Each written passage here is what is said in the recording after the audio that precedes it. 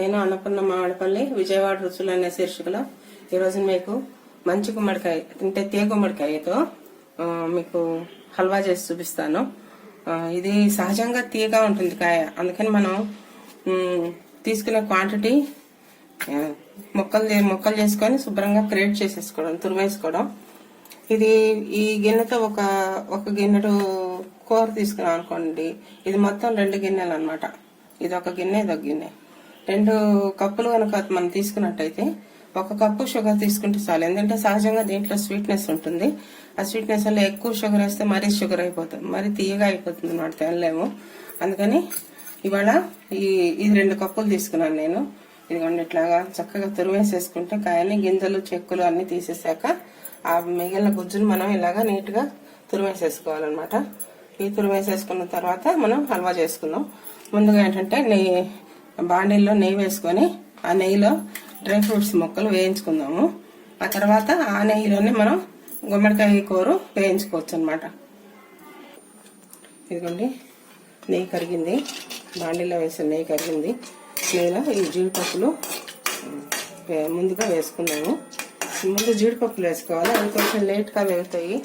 ఆ తర్వాత మనం బాదం పప్పు, కిస్మిస్ వేసుకుంటే అవి వెంటనే వేగిపోతాయి, ఎక్కువ టైం పట్టదు అనమాట. ముందే వేసుకున్నాం అనుకోండి అన్నీ మాడిపోతాయి. అందుకని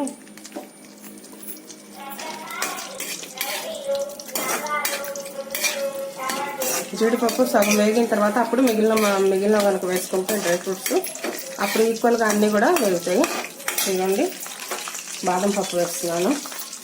బాదం పప్పు సన్నగా కట్ చేసి వేసుకోండి, అప్పుడు పప్పు బాగా వేగుతుంది. లేదంటే పప్పుగా వేసాం అనుకోండి, ఈ మధ్యలో అంతా కూడా వేయకుండా అలా ఉండిపోతుంది అనమాట. ఇదిగోండి, కిస్మిస్ వేస్తున్నాను. కిస్మిస్ అన్నిటికంటే లాస్ట్ వేసుకోండి, ఎందుకంటే తొందరగా వేగిపోయి మాడిపోతుంది.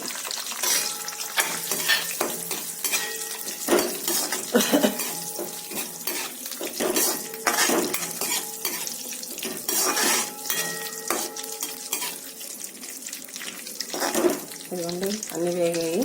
తీసేసిన తర్వాత నేను తురుము వేస్తూ మీకు మళ్ళీ చూపిస్తాను. ఇదిగోండి, గుమ్మడికాయ తురుము వేస్తున్నాను. ఆ డ్రై ఫ్రూట్స్ తీసాం కదా, నూనె వేయించాను. ఆ తీసేసిన నెయ్యిలోనే మనకి ఈ గుమ్మడికాయ వేస్తున్నాం. ఇది పచ్చివాసన పోయేదాకా బాగా వేయించండి.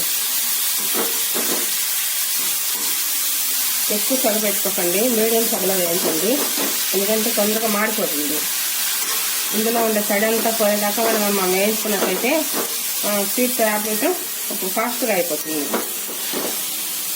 మనం జనరల్గా ఈ హల్వాలు అనేవి చాలా రకాల హల్వాలు చేస్తుంటాము.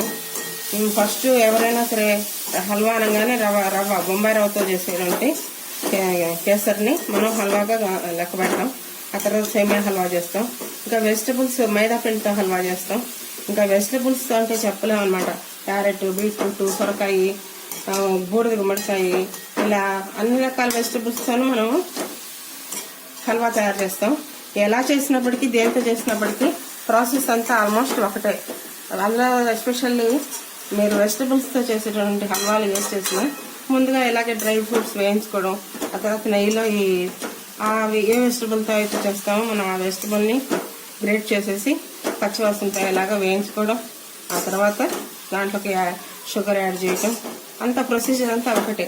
అయితే అన్ని మిగిలినవన్నీ మారగానే ఆ వెజిటబుల్ మట్టుకు ఇంగ్రీడియంట్ మారిపోతూ ఉంటుంది. సొరకాయ అయితే సొరకాయ హల్వా, గుమ్మడికాయ బూడిద గుమ్మడికాయ హల్వా, క్యారెట్, బీట్రూట్, ఇలాగా బంగాళదుంపతో కూడా ఈ మధ్య హల్వా చేశారు ఎవరు, నేను చూశాను.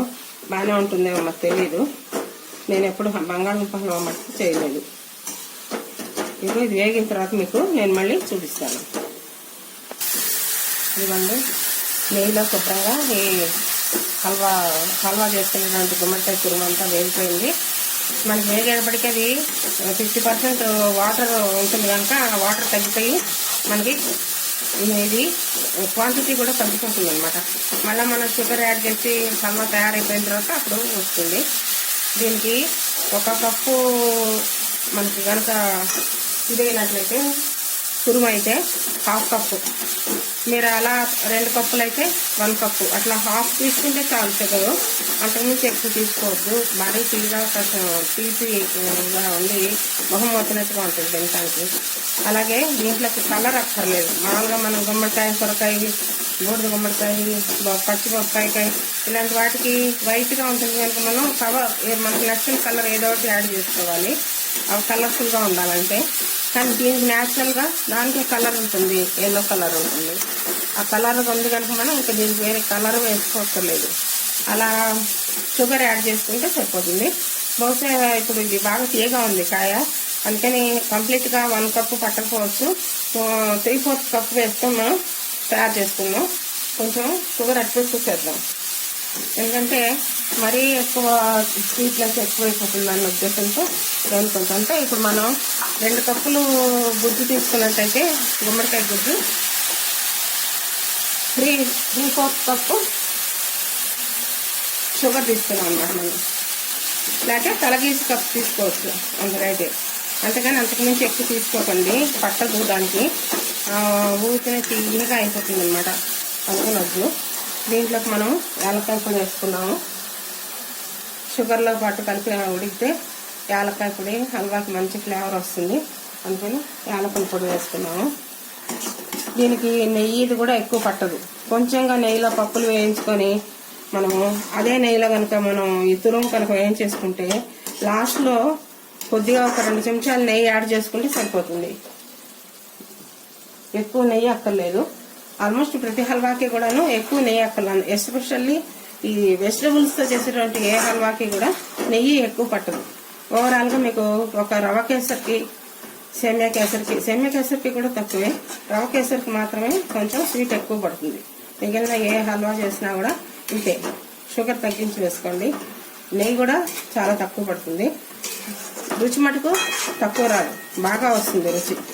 అంచేత ఇలా మొత్తం ఈ షుగర్ పౌడర్ అంతా కూడా కొంచెం కలిసిపోయి దగ్గరికి రావాలి. దగ్గరికి వచ్చిన తర్వాత మళ్ళీ చూద్దురు కానీ. ఎందుకంటే ఆల్మోస్ట్ మనకి హల్వా తయారైపోయింది. లాస్ట్లో మనం మళ్ళీ ఒక 2-3 స్పూన్స్ నెయ్యి వేసుకున్నాం. అప్పుడు హల్వా మొత్తం నెయ్యి ఫ్లేవర్ వచ్చేస్తుంది. అచ్చగా నేర్ప చేసుకున్న హల్వా ఎంత గుమ్మలాడుతుందో అలాగే ఉంటుందన్నమాట. దగ్గరకు వచ్చేస్తుంది హల్వా అంతా. ఇప్పుడు దీంట్లోకి మనం డ్రై ఫ్రూట్స్ కూడా యాడ్ చేసుకుందాం.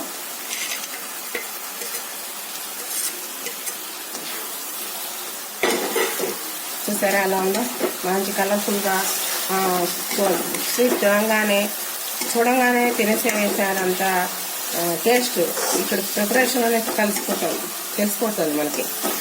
ఇంకా ఇంతకు మించి ఎక్కువ పాకం కనుక రానిస్తే మళ్ళీ గట్టి పడిపోతుంది హల్వా. అందుకని ఇంతకు ఆపేసేద్దాం. బాండి వదిలేసేసి అది వరకు వస్తుంది కదా, ఈ పాలనలో ఇట్లా రావాలి, వదిలేసేయాలి. బాండి క్లియర్గా ఉండాలి, మనకు పాకం తిరగాలన్నమాట. అప్పుడే మనకి హల్వా బాగున్నట్టుగా తయారవుతుంది. ఆపేస్తున్నాను. దీన్ని మనం సర్వింగ్ బౌల్లోకి తీసుకున్నాం.